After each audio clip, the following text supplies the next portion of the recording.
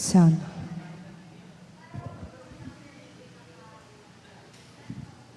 Good evening. Ayun. Thank you at nakarating tayong lahat.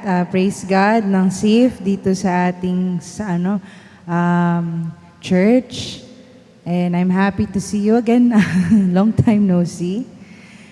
Tara po, simulan natin ng isang panalangin na ating gawain.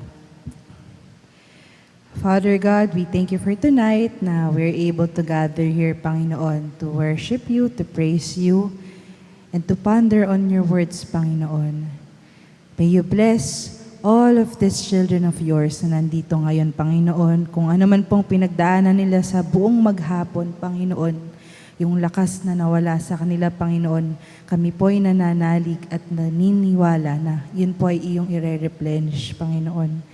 Nawa po pagpalain mo ang bawat isang anak mo na nandito ngayon, Panginoon, na nag-aalay ng oras sa iyo, Panginoon, para papurihan ka at pasalamatan ka. You are the only one who can see their hearts, Panginoon. And I pray na kung ano yung nasa puso nila at mga dalangin nila, Panginoon, nawa po iyon ay iyong dinggin sa inyong perfect timing. Nawa po patnubayan niyo rin po ang aming kapatid na magbabahagi ng iyong salita, Panginoon. Bless him, Panginoon.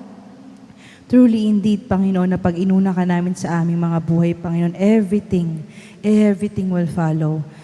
May we always be reminded that you are our first love, Panginoon.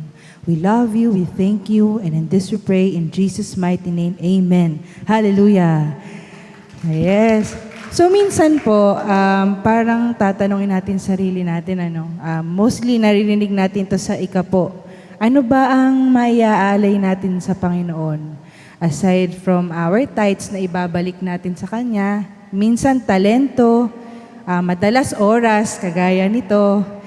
Pero minsan po, hindi natin napapansin na mismong ikaw, isa kang alay. Di po ba? Yung buhay mo, yung sarili mo, yung pagmamahal mo sa Lord, yun na mismo alay na yun para sa Kanya. And ino-honor niya yun. At sa gabing ito, nawa po ay sama-sama natin siyang papurihan at pagsambahan kasi bawat galaw, bawat isip or iniisip mo, bawat laman ng puso mo, nakikita niya yun. Kaya your work, your hard work, your patience sa kung ano man, your time, it will never be in vain kasi nakikita yan ng Lord. Handa na po ba ang lahat? Okay.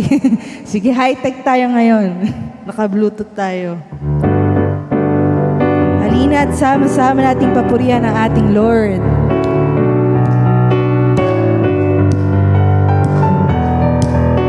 Yes, God.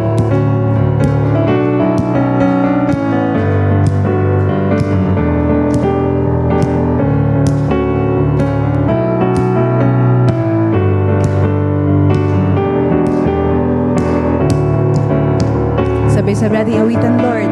Halina't sama-sama, purihin natin siya. Halina't sama-sama, awitan natin siya. Ipalagpag ang iyong kamay, itaas at ikaw ay lahat ay magsabi, Diyos ay buhay. For one more time. Halina't sama-sama, purihin natin siya. Halina't sama-sama, awitan natin siya. Ipalagpag ang iyong kamay, itaas at ikaw ay lahat ay magsabi, Diyos ay buhay. Yes, Lord, you deserve all the glory. Itaas at ikaw ay lahat ay magsabi, Diyos ay buhay. Halina't sama-sama, yes Lord, halina't sama-sama, purihin natin siya. Halina't sama-sama, awitan natin siya. Ipalakpak, ipalakpak ang iyong kamay, itaas magsabing Diyos ay ay ipalagpak ang iyong kamay, itaas at ikaw ay lahat ay magsabi, Diyos ay buhay. Yes, Lord, sabi, Diyos ay buhay. Lahat ay magsabi, Diyos ay buhay. Hallelujah. Yes, God. Tunay ngang buhay ka sa aming mga puso at buhay, Panginoon. Yes, Lord. Hallelujah. Patuloy po nating papurihan ng ating Panginoon. Take this time, kapatid, to reminisce kung gaano siya naging kabuti sa iyo. Gaano kabuti ang ating Panginoon sa buhay mo.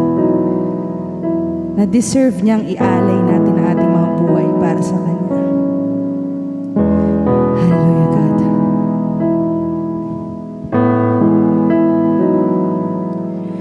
O Diyos, sa iyong lahat ng pagsamba't luwalhati, maging ang pinakamainam kong awit ay awitin sa iyo.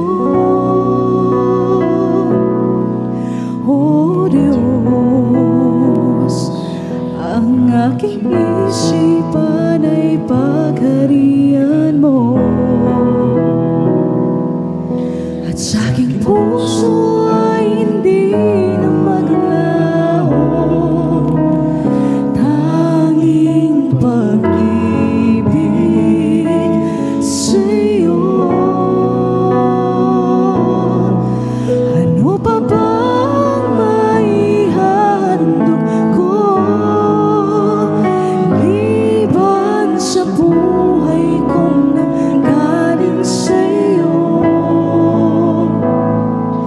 Kung ano man sa sandaling ito'y tangan, at mga bagay na tinuring kong yaman, ito'y hindi pa rin sapat sa alay na nararapat sa iyo.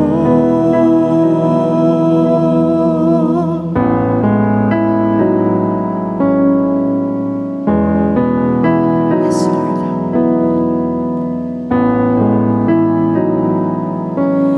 O Diyos, sa iyong lahat ng pagsamba't luwalhati, maging ang pinakamainam kong awit ay aawitin sa iyo. O Diyos, ang aking isipan ay pagharian mo, at sa aking puso ay hindi na maglaho, tanging pag-ibig sa iyo. Ano pa bang maihandog ko liban sa buhay kong nanggaling sa iyo? Kung ano man sa sandaling ito'y tangan, at mga bagay na tinuring kong yaman, ito'y hindi pa rin sapat sa alay na nararapat sa iyo. Ano pa bang maihahandog ko liban sa buhay kong nanggaling sa iyo? Kung ano man sa sandaling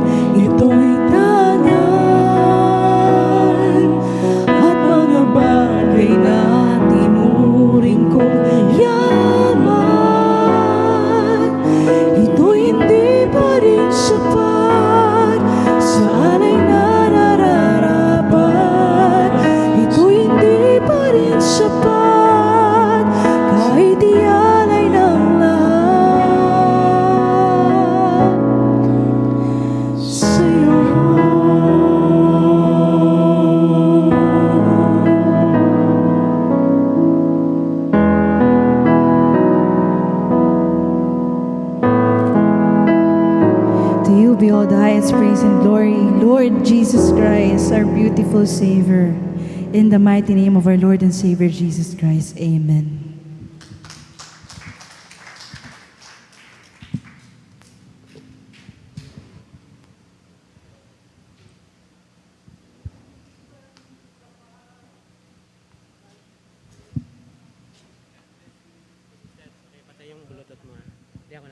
Hello, sound check. Magandang gabi po. Uy, dumami, galing. Kanina kala ko youth jam eh. Puro kabataan nandito po kasi. Ayan, magandang gabi po sa ating lahat. At ako po'y masaya na kahit maulan po eh, nandito po tayo ngayon. And kahit may mga hindrance na di ko alam sa inyo, possible na meron. Pero pinili nyo po na nandito, na pumunta kayo. And to start po dito sa ating pag-aaralan, mabilis lang po to. Baka mga 5 minutes nga lang. Mag-pray po muna tayo. Yes, God, Heavenly Father, we thank you, we glorify you for this day, Panginoon, na binigay mo po sa amin. Salamat po, Panginoon, sa buhay ng bawat isa na nandito ngayon. At sa mga darating pa, Panginoon, ikaw po yung gumabay sa kanila papunta dito at ikaw po yung mag-ingat sa amin, Panginoon, habang kami dito sa iyong tahanan, Panginoon. Sa aming pag-aaral, ikaw po ang manguna at wala pong ibang pangalan na maitaas, Panginoon, kundi ikaw lamang, Panginoong Isus. Ito pa aming panalangin. In Jesus' name we pray. Amen. Actually, medyo nahirapan akong simulan yung topic na to kasi hindi ko alam kung paano ako sisimulan. Naalala ko bigla si Kuya Kim. Yung linya niya po na ang buhay ay weather lang. Naniniwala po ba kayo doon? May kanya-kanyang season sa buhay ng tao. Individually, sa atin, may kanya-kanya tayong season. Minsan yung season ko, sa edad ko, hindi pa season ng iba. Posibleng na-advance yung season sa akin or posibleng medyo na-delay. Di ba po? Ang pag-aaralan po natin ngayon is matatagpuan sa chapter 3 ng Ecclesiastes na mostly or madalas po is napapakinggan natin or nababasa natin kapag tayo ay nasa mga funeral service. Familiar po ay dyan, naniniwala ako. Simulan nga po natin, tingnan natin kung familiar kayo. Ay, nakapatay pala. Nababasa po ba? Ang topic po niyan is sa mga panahon ng buhay or sa mga panahon. Okay, bale, verses 1 to 15 po yung tatakal natin. Pero kung babasahin niyo po mamaya, if may time kayo, basahin niyo sa bahay hanggang yung dulo ng chapter 3. Kasi kahit basahin natin siya ng purely literal, yung meaning niya ma-absorb natin po. Kaya sabi ko nga sobrang bilis lang nito eh. Ayan, ang buhay ay weather lang, sabi nga ni Kuya Kim. Basahin po muna natin yung 1 to 8. Ang lahat sa mundong ito ay may kanya-kanyang panahon. May kanya-kanyang oras. Ang panahon ng pagsilang at panahon ng pagkamatay. Ang panahon ng pagtatanim at panahon ng pagbunot ng tanim. Ang panahon ng pagpatay at panahon ng pagpapagaling. Ang panahon ng pag-iba at panahon ng pagtatayo. Ang panahon ng pagluha at panahon ng pagtawa. Ang panahon ng pagluluksa at panahon ng pagdiriwang. Verse 5. Ang panahon ng pagkakalat ng mga bato at panahon ng pagtitipon sa mga ito. Ang panahon ng pagyayakap at panahon ng paglalayo. Excuse me. Ang panahon ng paghahanap at panahon ng pagkawala. Yun. Ang panahon ng pag-iingat sa isang bagay at panahon ng pagtatapon. Ang panahon ng pagpunit at panahon ng pagtahi.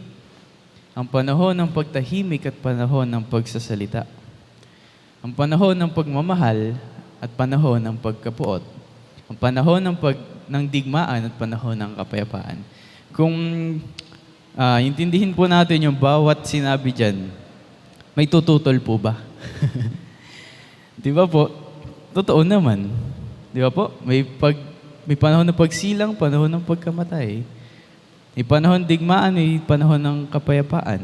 May panahon ng pag-iingat sa isang bagay, may panahon ng pagtatapon. Di ba po? Sobrang practical kung babasahin natin. And ano lang po ba yung pinaka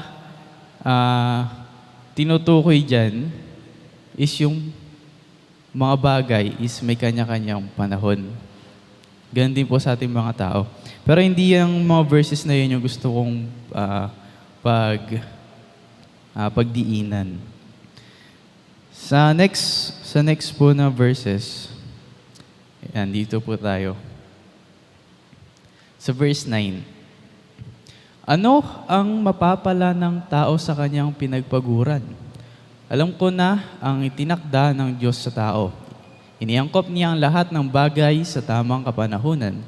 Ang tao'y binigyan niya ng pagnanasang alamin ang bukas, ngunit hindi binigyan ng pagkaunawa sa ginawa ng Diyos mula sa pasimula hanggang sa wakas. Alam kong walang pinakamabuti sa tao kundi magpakaligaya at gawin ang pinakamabuti habang siya ay nabubuhay. Ayan. Medyo level up tayo ng konti dun sa practical na kaninang binasa natin. Nasabi po dyan, ano ang mapapala ng tao sa kanyang pinagpaguran? Sinabi po kanina may kanya-kanyang panahon para sa mga bagay-bagay. Isa po to sa napansin ko. By the way, ang nagsulat po nitong Ecclesiastes is si King Solomon. So, siya yung pinakamatalinong tao na nabuhay sa mundo. Yan. And kung babasahin natin itong verses 9 to 12 and onwards, ang makikita po natin dyan is yung tamang paggamit ng panahon po ng buhay natin. Kanina na isa-isa yung mga panahon sa mga bagay-bagay, di ba? Ayun, panahon ng pagsilang, panahon ng pagkamatay, panahon ng pagtatanim, panahon ng pagbunot ng tanim. Pero ang tanong is, in between ng pagsilang mo at bago ka mamatay, ng pagtanim at bago ka umani, ano yung ginagawa mo sa buhay mo? Sa buhay po natin. Kasi ang dali pong sabihin na may bagong panganak, tapos merong mga namamatay.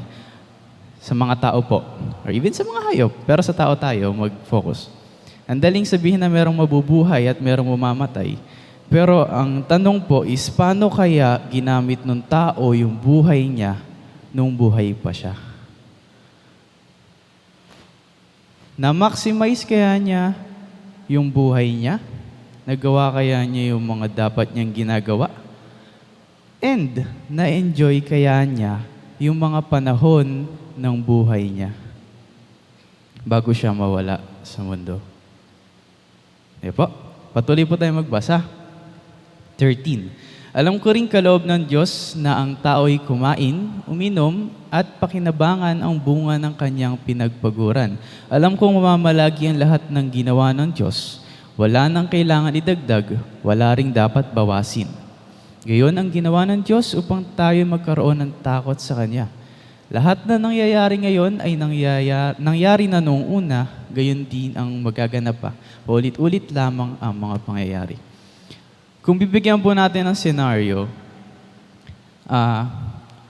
sino po dito yung may business, kahit small business lang, or yung daily na kumikita ng pera?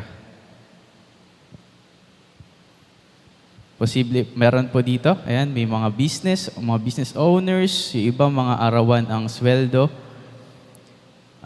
Kamusta po yung season ng life nyo? Lagi po bang yung cash flow is laging meron? Or dumadating sa time na bumabagsak? Nauubos pati yung savings? Dahil sa hindi inaasahang mga pangyayari. Tama po? And sabi po dito kasi, hindi natin alam kung ano yung mangyayari sa bukas. So, dinesign ni Lord na hindi natin alam yung mangyayari sa bukas. Di ba po? Bakit? Ang sabi po yan, gayon ang ginawa ng Diyos upang tayo magkaroon ng takot sa Kanya.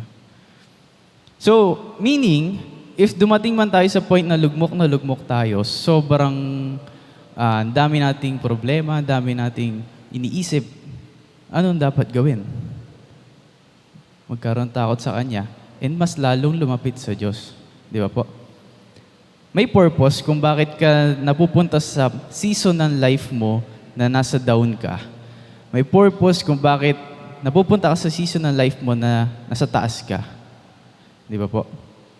Ang tanong, sa cycle ng life, if nandun ka sa part na bottom, paano kang mag-up? Sa cycle ng life, ito yung top, ito yung bottom. Andito ka ngayon sa bottom. Hindi mo pa nararanasan yung up.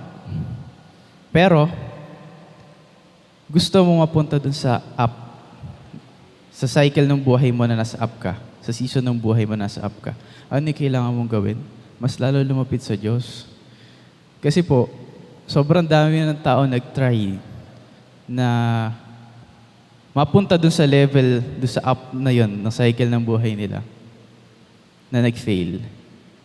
Dahil kala nila, kaya nila. Pero kailangan pala ng tulong ng Lord para maabot nila yung taas. Di ba po?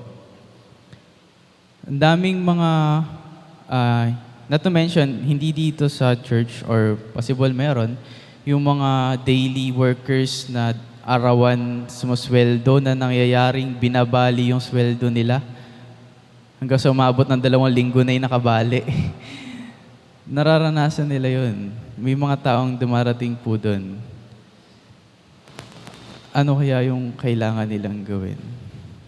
Kasi, imagine po, sabi nga sa Matthew, yung mga ibon niya hindi pinapabayaan magutom ni Lord. Hindi, di ba? Hindi pinapabayaan ni Lord. Tayo pa kayang mga tao. At lalo na yung mga anak niya. So talagang dun po natin makikita na talaga may purpose kung bakit lang tayo dumadaan sa season ng buhay natin na nasa baba tayo. Para magkaroon tayo ng takot sa Diyos. Para lumago tayo sa relasyon sa Kanya. Nang sa ganun, kasama natin siya sa pagpunta natin sa mataas na part ng buhay natin. Gets niyo po? Ayan. Ito kanina habang binabasa ko ito, minimeditate ko, pumasok bigla sa isip ko eh. Na-maximize po ba natin yung bawat season sa life natin? Meron po ba dito makapagtaas ng kamay na na-maximize nila yung season sa life nila? Parang ang hirap po, no? Parang ang bigat. Pero these passages ay nagsiserve as a reminder para sa atin na kung nandito tayo sa certain level ng life natin ngayon, nandito tayo sa season na to. At nabasa na natin to, napakinggan natin. Try natin po na i-maximize yung season ng life natin. Kasi po, actually, mahirap po eh. Mahirap po i-maximize yung season ng life natin. Bakit po? Kasi, isipin niyo po dito sa Pilipinas na lang, tag-init, summer, pero biglang uulan. Gets niyo po? Tag-ulan, pero kaninang umaga, sobrang init. Nung hapon, biglang umulan. Ano po yung gusto kong i-point out? Yung season po dito sa mundo, sabihin natin sa Pilipinas, is unpredictable. Gayon din po yung season sa life natin. Unpredictable. Today, ang saya-saya ko. Bukas, biglang lugmok. Biglang may malaking problema. Di ba po? Tapos, nadagdagan lalo ng problema. Tapos may binigay si Lord na solusyon doon sa problema. Biglang gumaan ulit ang buhay. Di ba? Hindi po natin kasi kayang isipin kung ano yung mangyayari o kung ano yung susunod na season ng buhay natin.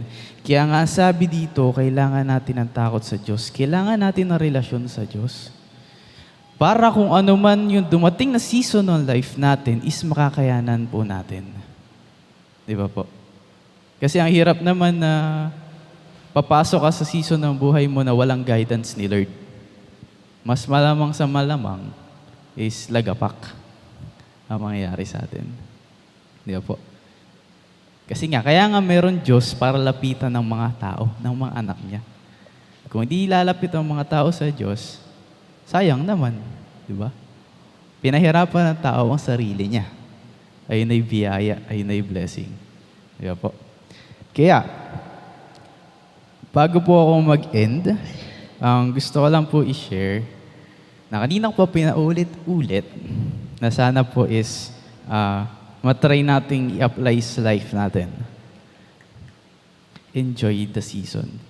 Kasi hindi natin po alam kung hanggang kailan yung season na yan ng life natin. Hindi natin alam kung kailan uulit yung cycle.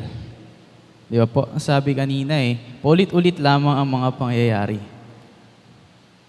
Hindi po natin alam kung kailan babalik o kung babalik pa ba tayo dun sa part o sa season ng buhay natin na yon. Kaya dapat, bawat season po ng buhay natin is minamaximize po natin. Ine-enjoy po natin. Okay po. Yun lang po. Papakakuya na naman ako. Sa mga kabataan po na nandito, ayan, payong kuya, bilang nang galing na kami dyan, ay si Christian, hinihima si Joshua. Ayan. Enjoy yung season. Enjoy nyo yung season ng buhay nyo. Kung ano yung kailangan nyo i-focus nyo. Kasi, madaming mga kabataan na, sabihin natin sa age nyo, gusto mag-aral. Pero walang pang-aral. Kapos. Diba? Excuse me. Madaming mga kabataan na nagugutom. Pero tayo, minsan namimili tayo ng pagkain. Ayoko niyan, gulay yan. Ayoko ng palaya mapait. Di masarap. Diba? Pero yung ibang mga bata, yun na lang pwede nilang kainin. Yun na lang kaya nilang kainin para mabuhay. So, yung pag-embrace nyo dun sa season, pag-enjoy nyo dun sa season ng life nyo, kaakibat nun, yung pagsunod nyo dun sa dapat nyong gawin habang nandun kayo sa season. Again, katulad nung kanina nga binasa natin, sabi, merong season or panahon ng buhay, panahon ng pagsilang at panahon ng pagkamatay. Pero ang tanong nga dun is, ano yung ginugol mo dun sa panahon mo in between mong isilang at in between sa panahon mong mamatay? Kasi yun yung tanong. Kasi lahat naman sinisilang at lahat namamatay. Ang tanong ulit-ulit, no? Paano mo ginugugol yung season, yung bawat season ng buhay mo? Na-enjoy mo ba? No, don't get me wrong. So, may pagka-subjective yung enjoy. Yung salitang enjoy, may pagka-subjective. Pwedeng worldly na enjoy, pwede yung dito sa church, godly na sabihin natin enjoy. Kasi pwede tayo mag-enjoy ng buhay natin kasama yung mga friends natin na makapagpalapit sa atin sa Diyos, and at the same time, nakapag-minister tayo, nagawa natin yung gusto ni Lord, yung nakalugod-lugod kay Lord, na may enjoy natin. Pero pwede rin kasing mag-enjoy sa buhay tulad nung, not to mention, yung mga unbelievers or, di ba? May mga ganun kasi na ang definition ng enjoy sa kanila dahil subjective nga enjoy is inom tayo, walwal. Di ba? May mga ganun po kasi. Yung iba, sugal. Casino, yung mga mayayaman. Di ba? O yung ibang mga tao, lalaki, nabababae. Kasi yun yung ibig sabihin na enjoyment sa kanila. Pero dahil Kristiyano tayo, kailangan yung definition po ng enjoyment, ng enjoy, na gagawin natin sa season ng buhay natin, is yung kalugod-lugod sa Diyos. Di ba po? Yun lang po. Sana po may naintindihan tayo ngayong kahit may bilis lang yung exhortation. And yung mga sinasabi ko kanina, pinapasok ko rin sa sarili ko kasi kailangan ko rin po eh. Kaya ayun. Salamat po sa Diyos dahil inayaan niya ako na mapag-share nito sa atin po. And nawa po, sa pagpapatuloy ng service natin is mas lalo po tayong makakonect kay God. Yun lang po. Mag-pray po tayo bago tayo mag-end sa exhortation. God, Father, maraming thank you po, Lord. Kasi sa dinaming dami ng mga tao sa mundo na to na namamatay sa bawat segundo, binibigyan mo kami, Panginoon, ng hininga. Binibigyan mo po kami ng biyaya. Salamat po, Panginoon, kasi nandyan ka lagi para kami gabayan. Though we're still in flesh and nakakomit kami ng mga sins, you are still there para i-comfort kami, para patawarin kami sa mga nagagawa naming kasalanan. And we're sorry, Lord, if dumadating kami sa point ng buhay namin or dumating kami sa point ng buhay namin na hindi namin na-enjoy yung season ng life. Sa aming mga kabataan na minsan naiiba yung priorities, and dun sa ibang mas matatanda sa amin or even sa mga adults or elders, Lord, na dumating din sa point ng buhay nila na hindi nila na-maximize yung season ng life nila. Lord, tulungan mo po kami na ma-maximize na namin yung mga susunod pa, yung mga darating pa na season ng life namin, Lord. Ikaw po yung mag-guide sa amin para ma-maximize namin, Lord, yung season na darating. Samahan mo po kami. Ikaw po ang manguna sa aming mga buhay, Panginoon. Maraming salamat, Lord. We love you po. In Jesus' name we pray. Amen. Sige po.